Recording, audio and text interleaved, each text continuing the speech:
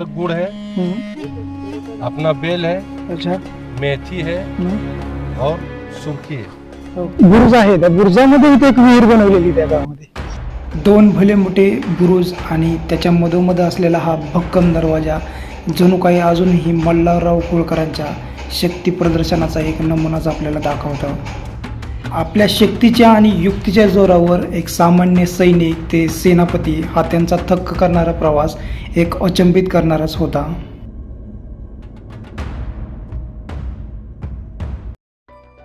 तर नमस्कार मित्रांनो, आज आपण आलेलो आहोत वाफेगावमधील मल्हारराव होळकर यांनी जो किल्ला बांधला होता तो किल्ला पाहण्यासाठी. तर खेडपासून हे जवळजवळ एक 10 किलोमीटर अंतरावरती आपल्याला हा वाफगावचा किल्ला पाहायला भेटतो. तर आपण त्यावेळेस जे मल्हारराव होळकर होते त्यांनी 1749 साली हा किल्ला बांधला होता. आणि ह्या वाड्यामध्ये असे अवशेष आहेत जे की तटबंदीमध्ये असलेली एक गुप्त विहीर, त्याला खालतून जाण्यासाठीचा एक मार्ग, जे असे प्रचंड असे आतमध्ये आपल्याला जे आश्चर्यचकित करणाऱ्या ज्या वास्तू आहेत ते बघायला भेटतात. तर चला आतमध्ये आपण जाऊयात.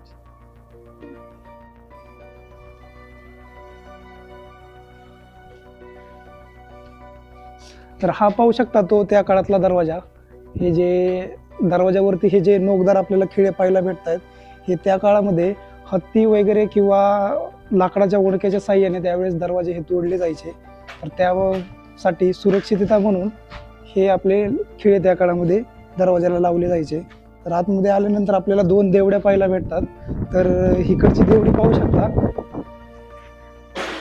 ह्या देवडीमध्ये एक इथं आपल्याला एक शिल्प पाहायला भेटतं आणि ह्या साईडला एक जी छोटीशी रस्ता पाहायला भेटतो तुम्हाला. इथून वरती तटबंदीवरती जाण्यासाठी इथून एक मार्ग होता. तर इथून वरती तटबंदीवरती जाण्यासाठी मार्ग होता. तो सध्या आता कालांतराने ही झालेला आहे, त्याच्यामुळे आपण आता इथं जाऊ शकत नाही आहे.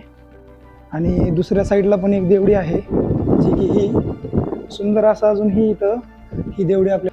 तर आपण आतमध्ये आल्यानंतर आपल्याला डाव्या आणि उजव्या साईडला 2 असे रस्ते पाहायला भेटतात. तर डाव्या साईडला आल्यानंतर आपल्याला इथं त्या म्हणजे त्याच्या कालांतराने रयत संस्थेने इथं एक शाळेची बांधणी केली होती. ती शाळेचं जे वसतिगृह आहे ते अजूनही इथं आपल्याला पाहायला भेटतं. तर त्या काळामधलं हे जातं तुम्ही पाहू शकता कशा प्रकारे अजूनही इथं पाहायला भेटतं. हे त्या काळामधलं हे जातं आहे, हे अजूनही आपल्याला सुस्थितीमध्ये पाहायला भेटतं आहे. थोडंसं पुढं आल्यानंतर आपल्याला ही जी तटबंदी आहे तटबंदीवरती जाण्यासाठी इथून आपल्याला मार्ग पण पाहायला भेटतो, जे की पूर्ण या किल्ल्याला जवळजवळ 8 बुरुज आहेत. आणि 8 बुरुजापैकी आपल्याला वरती जाण्यासाठी ह्या तटबंदीचा उपयोग होतो.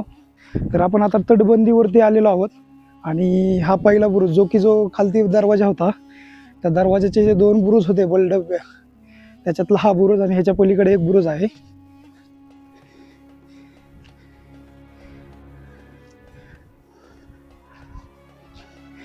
इकडे दाखवतो तुम्ही हे पाहू शकता की हे जे त्या काळातलं मुख्य राहण्यासाठी वगैरे राहण्यासाठी जे हे होतं ते हे स्थान होतं. पण आता तिथं कुलूप असल्यामुळे आपल्याला आत जाता येत नाही आहे. पण आता आहोत जे मेन दरवाजाच्या वरती आपण आता आलेलो आहोत पहिल्या मजल्यावरती. तर इथून आपल्याला हे छान असं झरोखे पाहायला भेटतात. म्हणजे शत्रूवरती हल्ला करण्यासाठी जर शत्रूने हल्ला केला तर परत त्याच्यावरती हल्ला करण्यासाठी ह्याचा वापर त्या काळात केला जायचा. बंदुकीने वगैरे बाण वगैरे ह्याच्यातच मारले जायचे. तर ही सुरक्षितता ह्या किल्ल्यावरती आपल्याला छान प्रकारे पाहायला भेटते. ठीक आहे, तर आपण किल्ल्याच्या मेन दरवाज्यातनं डाव्या साईडला आल्यानंतर आपल्याला इथे एक वसतिगृह भेटतं जे की इथं मुलं राहतात. आणि त्याच्याच बाजूला तिथं यशवंतराव होळकर यांचं जन्मस्थान जिथं होतं तो आपल्याला हा अवाढव्य असा वाडा पाहायला भेटतो. पण इथं सध्या हे जे इथं शाळा आहे त्याचं मुख्याध्यापकांचं ऑफिस वगैरे इथं बनवण्यात आलेले. इथं पाहू शकता हे प्रयोगशाळा वगैरे ह्या शाळेच्याच आहेत. आणि पुढे आल्यानंतर आपल्याला मोडखळीस आलेला थोडासा आपल्याला वाडा पाहायला भेटतो. इथं हे समोरचं पाहू शकता चित्र.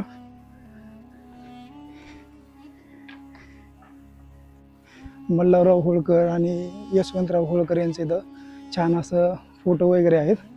आणि हा वाडा पाहू शकता किती सुंदर आहे. ह्याचं रिनोव्हेशनचं काम आता सध्या चालू आहे, कालांतराने होईल नक्कीच. ठीक आहे, तर आपण आतमध्ये आल्यानंतर हे आता सध्या त्यांचं ऑफिस आहे इथं शाळा असल्यामुळं. आणि शाळेचं जे पाहू शकता जे म्हणजे साहित्य वगैरे जे आहे ते इथं लावलेलं आहे. थोडंसं पुढं आल्यानंतर आपल्याला त्या काळातलंच हे डिझाईन पाहू शकता. हे लाकडाचं डिझाईन आपल्याला आजही आपलं लक्ष वेधून घेतं. आणि इथं आपण मंदिरात वगैरे पण जाऊन आलेलो. हे छान असं आतमध्ये जाऊन हे मंदिर आहे इथं. ठीक आहे, तर जे यशवंतराव होळकर होते त्यांचं जन्मस्थान असलेलं ठिकाण आपण पाहूयात. तर आपण आता आलेलो आहोत त्या ठिकाणी ज्या ठिकाणी यशवंतराव होळकर यांचा जन्म झाला होता. तर तुम्ही पाहू शकता हे जे दालन आहे इथंच, या दालनामध्ये त्यांचा यशवंतराव होळकर यांचा जन्म इथंच झाला होता. तुम्ही पाहू शकता हे दालन, इथं वेगवेगळे जे चित्र पण तुम्ही पाहू शकता. त्या काळातलेच हे चित्र आहेत जे पालेभाज्याचा वगैरे वापर करून ही चित्र बनवलेली होती. हे दालन खूप सुंदर वाटते आणि इथं जे थंडावा वगैरे येतोय तो वेगळाच आनंद देतो आपल्याला. कारण इथं प्रॉपर असे झरोखे वगैरे ठेवलेत हवा वगैरे खेळती राहण्यासाठी.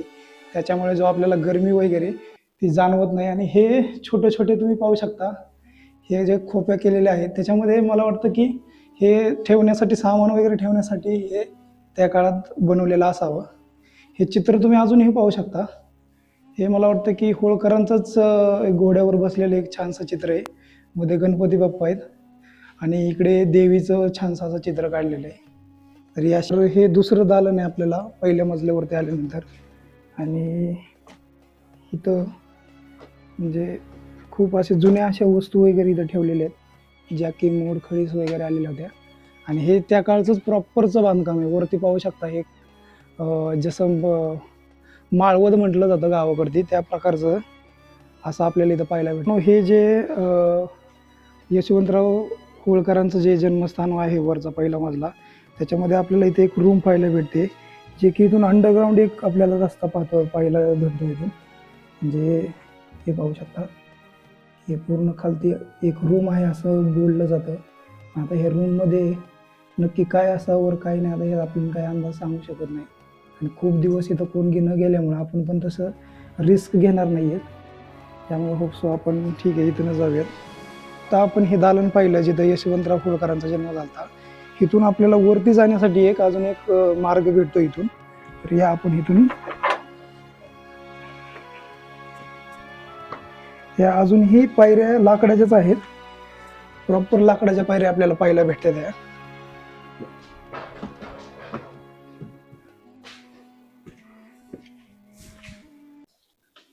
वरती आल्यानंतर आपल्याला असं पाहायला भेटतं की एकंदरीत हे खालचं जुनं स्ट्रक्चर आहे पण हे वरचं जे आहे ते कालांतराने आता बनवण्यात आलेलं आहे. आणि इथं पाहू शकता अजून एक इथं आपल्याला सीड्या पाहायला भेटतात. मला वाटतं की वरती जाण्यासाठी पण अजून एक ह्याच्यावरती मजला असावा ज्याच्या हा आपल्याला अवशेष पाहायला भेटतात. पण ते कालांतराने ढासळलेलं गेल्यामुळं आपल्याला हे आता पडक्या स्थितीमध्ये पाहायला भेटतंय. मराठ्यांच्या इतिहासाला अटकपासून ते कटकपर्यंत घेऊन जाण्यात मल्हारराव होळकर यांचा खूप मोलाचा वाटा होता.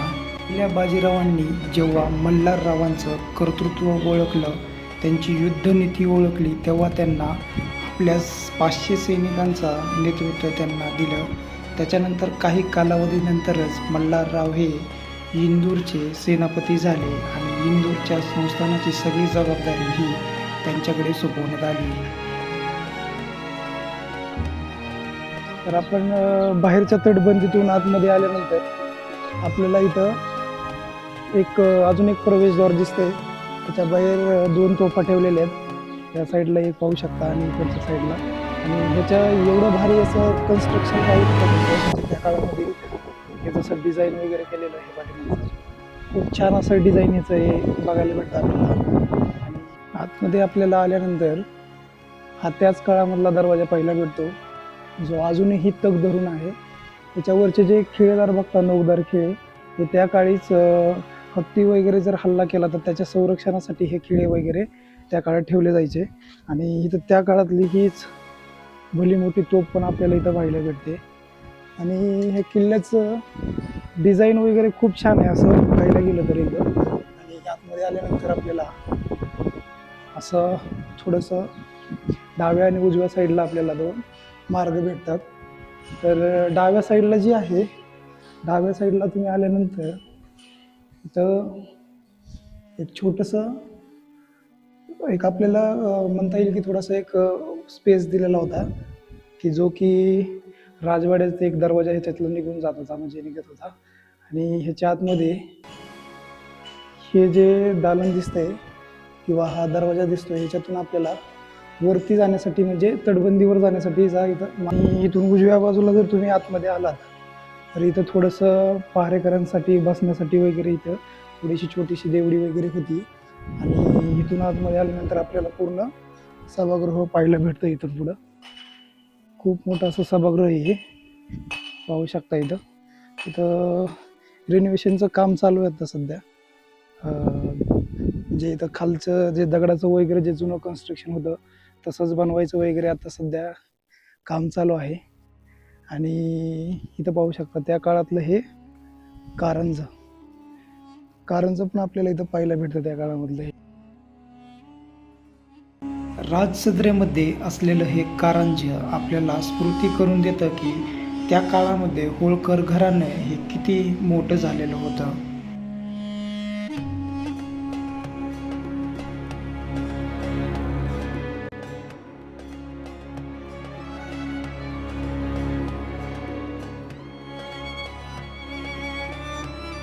आपण आता राजदरबारामध्ये आहोत. राजदरबारामध्ये पाहू शकता तुम्ही की कारंजे आणि पाठीमागं थोडंसं खराब परिस्थितीमध्ये झालेलं आहे हे सध्या. जिथं सिंहासन होतं होळकरांचं. आणि हे चारी बाजूनी पाहू शकता ही तटबंदी आहे. आणि तटबंदीवरती जाण्यासाठी आपल्याला वेगवेगळ्या प्रकारे 5 ते 6 जागेवर मार्ग पण आहेत आपल्याला. आणि त्याच्यावर तर वरती 2 टप्प्यामध्ये तटबंदी पाहायला भेटते. पहिला मजला आणि त्याच्यावरती जो मेन तटबंदी आहे ती 2 अशा 2 तटबंदी आहेत. त्याच्यावरतून आपल्याला वरती पण जाता येत. कारंज आपल्याला पाहायला भेटतं छोटंसं. आणि ह्याच्या पुढे एक अजून एक मोठं कारंज आपल्याला इथं पाहायला भेटतं. म्हणजे एकंदरीत मुघल काळातील जसं राजस्थान वगैरे इकडल्या साईडला जसे किल्ले आहेत त्या साईडला ज्या प्रकारे कारंजे वगैरे सभागृहात वगैरे असायचं तशाच प्रकारचं होळकरांनी सुद्धा आपल्या इथं थोडंसं स्ट्रक्चर चेंज केलेलं होतं.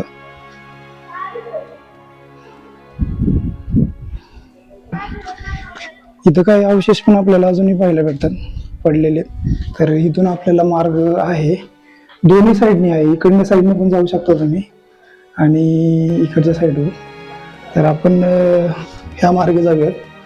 तर पूर्ण हा जो जिना आहे तो सुद्धा आहे लाकडाचा.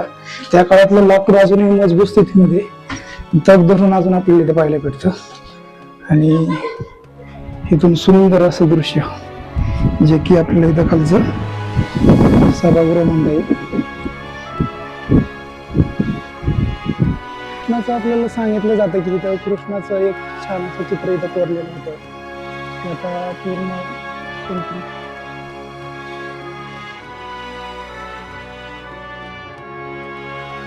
मल्हारराव होळकर यांचे पुत्र खंडोजी यांचं एका लढाईमध्ये निधन झालं आणि त्यांच्या पत्नी अहिल्यादेवी ह्या सती म्हणून तेव्हा चालल्या होत्या. परंतु मल्हारराव होळकर यांनी त्यांना सती न जाऊ देता आपल्या राजकारणात सक्रिय होऊन समाजसेवा करण्यासाठी प्रवृत्त केलं. तर आपण आता ही पूर्ण एकदम टॉपच्या तटबंदीवरती आहोत वाघगावच्या. आणि आपल्याला इथं खालती एक राणी महाल म्हणून पाहायला भेटतं जिथं की 2 रूम आहेत. आणि ही जी ना पाहू शकता ही लाकडाचंच आहे त्या काळातलंच. किती छान असं थंडावा गारवा आपल्याला इथं जाणवतोय. हे बघा त्या काळामध्ये हे असे थोडंसं वारा वगैरे येण्यासाठी हे ठेवलेलं असायचं. इथं मी पाहू शकता त्याच्यामार्फतच वारा यायचा. आणि ह्या त्या 2 रूम आहेत जे की राणी महाल म्हणून ओळखल्या जातात. ही एक आहे. किती छान असं पाहू शकता तुम्ही इथं आतमधलं. कप्पी मला वाटतं त्या काळामध्ये ह्याच्यात डिझाईन वगैरे केलेलं असावं सुशोभित करण्यासाठी वगैरे. आणि ही दुसरी राणी महालाची रूम म्हणजे ही किती छान अशी रूम आहे, पाहू शकता तुम्ही. असे वेगवेगळे इथे कप्पे आहेत. त्याच्यामध्ये मला वाटतं की त्या काळामध्ये डिझाईन वगैरे काहीतरी केलेलं असावं. आणि दरवाजा वगैरे पाहू शकता इथं अजून सुद्धा हे इथं पाहू शकता की दरवाजा बसवण्यासाठीचं अजून पण हे पाहायला भेटतं आपल्याला. खूप छान अशी रूम आहे ही.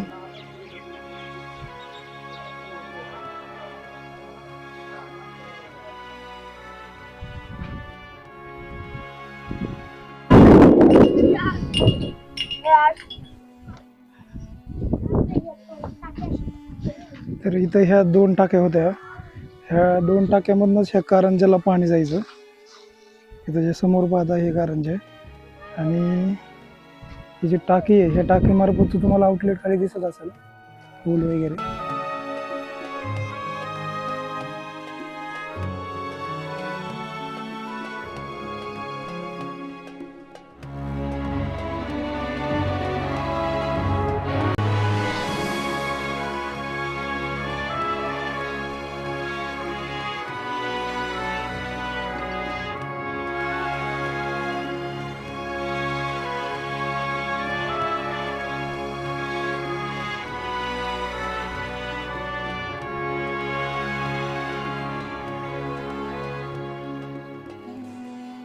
थोड़ा बताओ ना हमें, मतलब ये क्या चीज कैसे? ये ऐसे सेम बना रहे हुए ऐसा थोड़ा. ये सेम जैसे ने पहले हम लोग को फोटो दिए थे उस तरह से हम लोग को ग्राइंडर का ईंट माप के अच्छा अच्छा अच्छा. काट के हम लोग साइज पे करते हैं हम्म. और साइज से लगाते हैं. जैसे ये वाला मारने का है हम्म. तो वो हम लोग फिर ग्राइंडर से ने उसको मारे तो फिर ऐसा मेरा मोल्डिंग निकला. अच्छा. अभी जैसे इतना ही है, हम्म. जैसे अभी ये है तो फिर इतना मेरे को 2 इंच बाय 5 इंच का कटिंग करके लगाना पड़ता है. अच्छा, तो इसका पहले आपको डायग्राम दे दिया है कि ऐसा ही करने का हाँ, है? ऐसा ही करने का मतलब फोटो दिया है ऐसा? फोटो दिए. अच्छा. जब भी पहले सैंपल मारे थे ना वो दीवार पे जिधर से आप आए हाँ. वो दीवार पे सैंपल मारे अच्छा. लगभग 20 फुट. हम्म. उसने मैडम बोली मेज की टेप से मेजरमेंट की, हम्म. बोला हाँ ठीक ओके चालू करो. तो इसी तरह से हम लोग सब जगह कर रहे हो? कर रहे हैं. अच्छा. ठीक है, मतलब इसके अंदर एक बार बताओ ना, इसके ये जो यूज कर रहे हो इसके अंदर क्या क्या रहता है? इसके अंदर तो इसका मिश्रण करके और इसको मिक्स करते हैं हाँ. गुड़ और मेथी और बेल का. अच्छा. उसको आग में उबालते हैं अच्छा. डब्बे में गर्म पानी से. हम्म. उसके बाद उसको माल जब भी बनता है तो ये उसमें डालते हैं. ओके, तो इसका भी लेंथी प्रोसेस है थोड़ा. हाँ. तो फिर वो मशीन में पीसता है. कम से कम एक घाट माल निकालने में कम से कम मशीन 2 घंटा चलती है. अच्छा. फिर वो बारीकी जब तक पीस के, जैसे आप लोग मिक्सर में हम लोग मसाला कैसे कूटते हैं हम्म. उस हिसाब से फिर उसको पीस के बारीकी करती है. अच्छा. उसके बाद हम लोग उसको निकालते हैं. अच्छा. अच्छा, कब से चालू है ये काम? ये 2 साल हो गया. हाँ.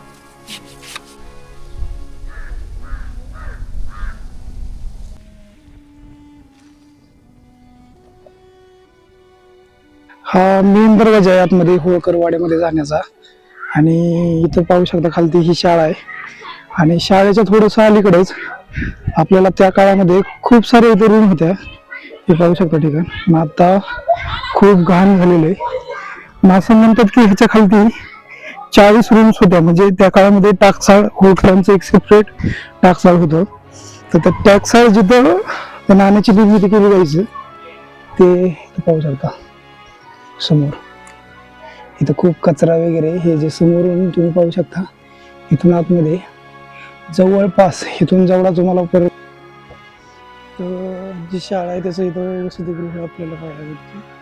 आणि इथले मुलं क्रिकेट वगैरे इथे खेळतायत. आणि त्याच्या शेजारी आपल्याला इथे विहीर बघायला भेटते.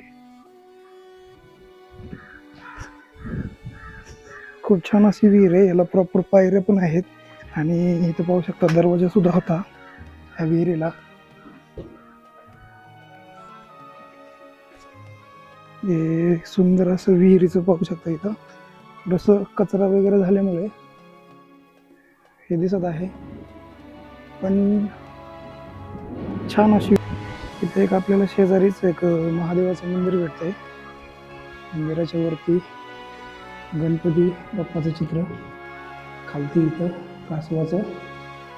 आणि इथं पाहू शकता खूप छान अशी मूर्ती आहे आणि एकंदरीत मंदिराचं पण डिझाईन वगैरे खूप छान असं आहे. आपण इथलं एक प्राचीन मंदिर बघितलं पाठीमागं आणि आपल्याला आता जी किल्ल्याची ही बाहेरची तटबंदी आहे त्या तटबंदीवर आपण चाललो आता. तर पाहू शकता तुम्ही इथं सोलार वगैरे इथं, कारण शाळा असल्यामुळे शाळेसाठी वगैरे ह्यांनी सोलार वगैरे इथं याची निर्मिती केलेली आहे. तर आता आपण आहोत या बाहेरील तटबंदीवर आणि सगळ्यात भारी म्हणजे या किल्ल्याची ही जी आपल्याला बाजू ज्याच्यामुळे आपण ह्या किल्ल्यावरती आलो ते म्हणजे तटबंदीमध्ये असलेलं एक विहीर. तर मित्रांनो, आपण वाबगावच्या किल्ल्यावरती आहोत आता आणि वाबगावच्या किल्ल्यावरची सगळ्यात महत्त्वाची वास्तू आणि आपल्याला आकर्षित करणारे ठिकाण म्हणजे इथला एक जो पाहू शकता हा एक अखंड असा एक बुरुज होता आणि ह्या बुरुजामध्ये ही विहीर बनवली आहे. हे पाहू शकता तुम्ही विहीर आता झाकलेली आहे पण ही बुरुजामध्ये विहीर बनवली आहे. अजून ही पाणी आहे, त्या विहिरीला अजून हे पाणी आहे. आणि एक धक्कादायक गोष्ट आहे की त्या काळामध्ये बुरुजामध्ये पण विहीर बनवायची म्हणजे टेक्निक त्यांनी होलकरकरांच्या त्या वाड्यामध्ये अजूनही आपल्याला दिसते. म्हणजे मला पण आता जी विहीर तटबंदीवरतून पाहिली त्याला खाली म्हणजे एक मजला खाली जाण्यासाठी पण आपल्याला इथून एक वाट आहे. आपल्याला इथून एक ही ती वाट पाहू शकता. प्रॉपर असा दरवाजा पण त्यावेळेस बनवलेला होता. किती छान असं नियोजन तुम्हाला पाहू शकता इथं. आणि इथून खाली पूर्ण अंधार आहे इथं, पण बघूयात आपण म्हणजे काय दिसतंय का वगैरे थोडंफार. पण जाण्यासाठी प्रॉपर असा मार्ग पण आहे आणि बघू शकता पाणी सुद्धा आहे अजून विहिरीला. आणि हे बांधकाम किती छान असं नियोजन त्यावेळेस होतं. आणि पाणी मला इथून एवढं निव्वळ दिसतंय ना की आजच्या बिस्लेरीला पण लाजवल असं पाणी दिसतंय. होळकर हे महादेवांना खूप मानत असन तर त्यासाठी यशवंतराव होळकर यांनी आपल्या ह्या वाबगावच्या किल्ल्यामध्येच महादेवाचं म्हणजेच राजेश्वराचं एक छानसं सुंदर मंदिर इथं उभारलं होतं.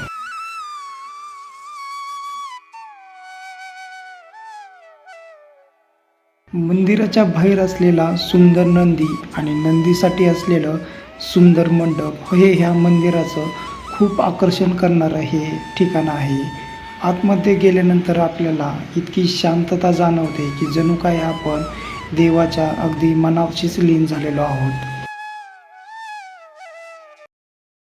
आपण प्रॉपर वाबगावचा हा किल्ला आपण पूर्ण एक्सप्लोअर केला. इथला असलेल्या प्रत्येक वस्तूचं तुम्हाला त्याची माहिती दिली. जर हा व्हिडिओ तुम्हाला आवडला असेल तर लाईक, शेअर आणि सबस्क्राईब करायला विसरू नका. तर भेटूया पुढच्या एका एक्सप्लोअर करणाऱ्या